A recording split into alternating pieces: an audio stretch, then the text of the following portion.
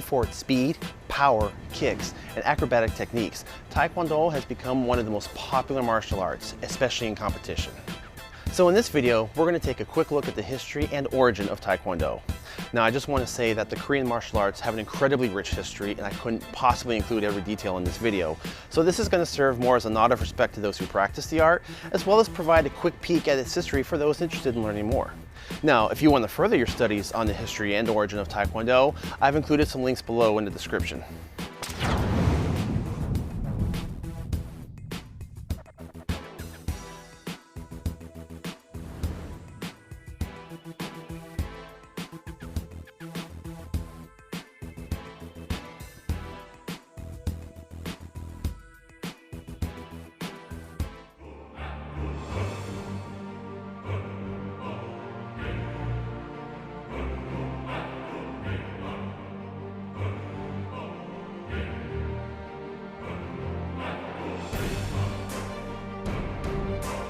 Taking a look back at early history, Korea was originally divided into 3 kingdoms, one in the north and 2 in the south, which took up the entire Korean peninsula and also part of what is China and Russia today.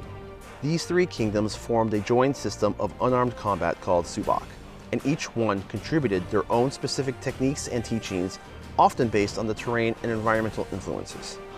Subak flourished both in military training as well as culturally, becoming a very popular sport and form of entertainment. It is even said that the king practiced the art. Subak faded with the fall of the kingdoms and the rise of the Joseon dynasty.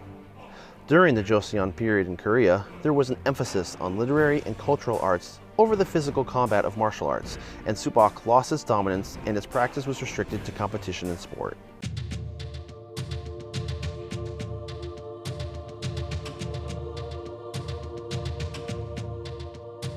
At some point during the Joseon dynasty, the art of taekwon emerged. Now there is a little bit of historical debate as to whether taekwon was a new art or simply Subak under a different name.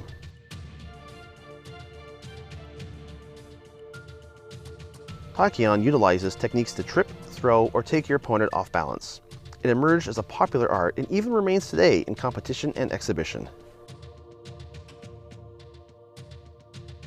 Now there is a lot more history to both Subak and taekwon, as well as several other arts, including the art of taekwondo, but hopefully this provides a little bit of historical foundation.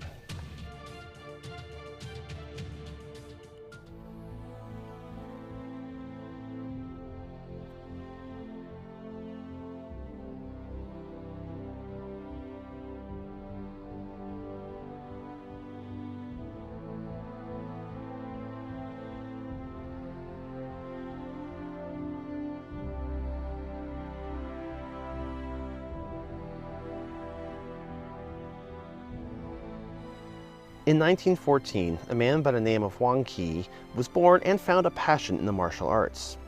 He was said to have extensively studied and mastered taekwon during high school. Under the Japanese occupation of Korea, it is believed that many native Korean martial arts were banned or restricted, with Koreans having to train in the Japanese arts. Ki seemingly had attracted the attention of Japanese authorities, so he sought out a new path and headed to China. While living in China, Ki claimed to have trained in the Chinese art of Yang Kung Fu, studying its effectiveness in close-quarter combat. In addition to his native Korean roots and Chinese training, Ki also studied Okinawan karate.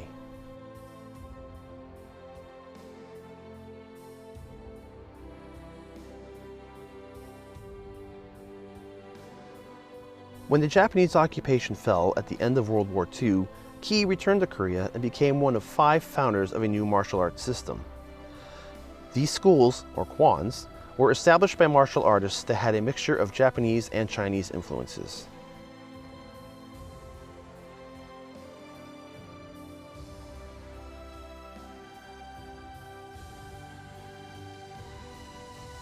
At the end of the Korean War, 4 more schools joined, and together they make up the original 9 kwons and created the foundation of taekwon-do.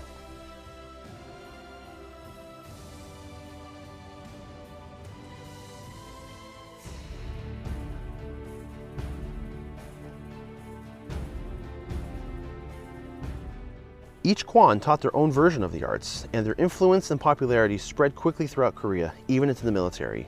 In 1952, the president of South Korea suggested that the kwons be combined into a single unified art.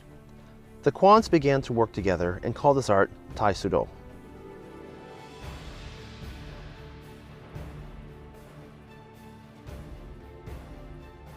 Ki continued to develop his own teachings, and his art of Mudakwon Tangsudo went on to become one of the most dominant versions of the art. During the formation of this unified art, General Choi Hong-hai, and also one of the founding kwons, suggested the name Taekwondo.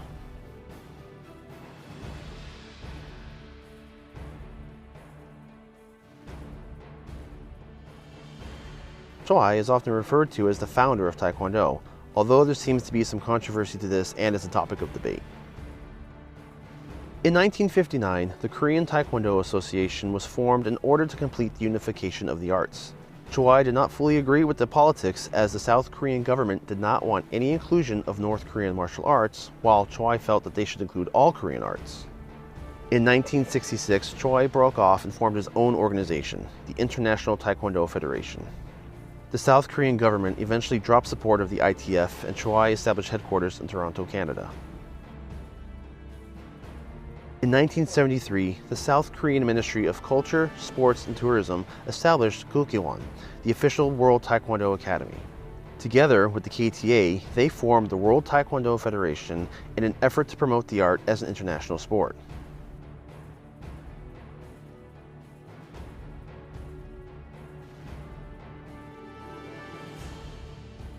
In 1962, Taekwondo was introduced to America when Jung-gu Lee opened up his first American school in Washington, D.C.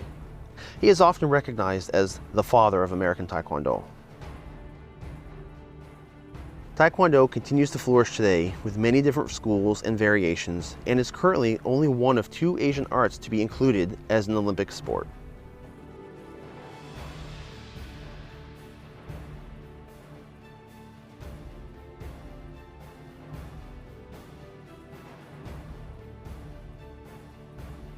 So that is the abridged version of the history and origin of Taekwondo.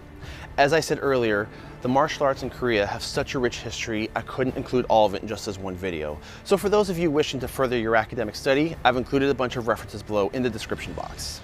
Also, I invite all Taekwondoan to contribute to this discussion and provide some more insight that we might not be aware of. Thank you.